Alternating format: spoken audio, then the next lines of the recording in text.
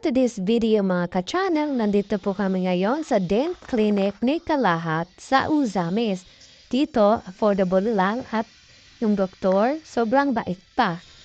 Kaya naisipan niyang magpabunot at magpalinis na rin dahil dun sa kanila sobrang mahal daw. Dito, affordable lang. Alam niyo ba mga ka-channel, ang saya-saya niyan dyan. Narinig ko yung usapan nila ni doktor.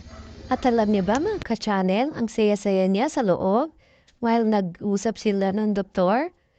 At yung assistant nakapagsabi ng, o diba, akala niyo siguro Pilipino.